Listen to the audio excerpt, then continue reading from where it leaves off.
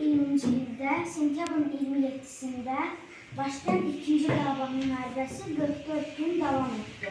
Noyabrın 8-də Şuşa azad olduğundan sonra düşman təslim oldu. Müzəffər Ali Baş Komandan İlham Əliyevin rəhbərliyi ilə qazanılan bu zəfər bütün dünyaya vətənimizin gücünü göstərdi. Azad edilən torpaqlar Vətən müharibəsində 30 ilə yaxın inşallah altında qalan torpaqlar azad edildi.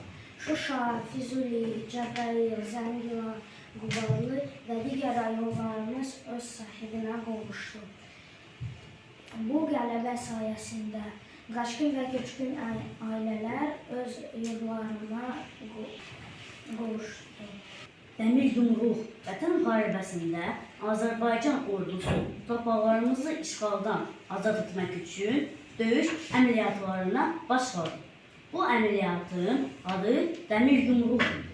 Biz xalq və ordu olaraq Dəmir yumruq kimi birləşdik.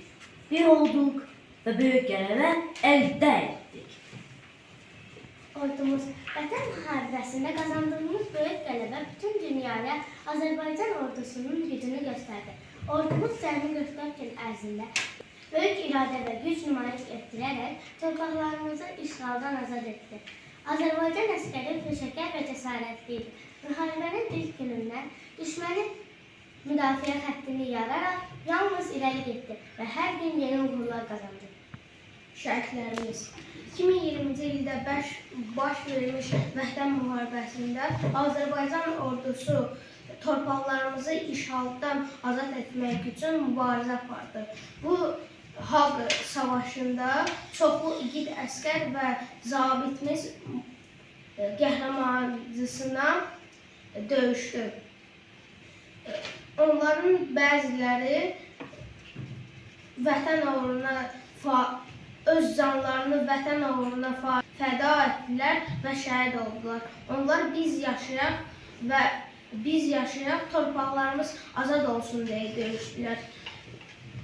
Biz onların xatirəsini həmişə ehtiramla yad edirik.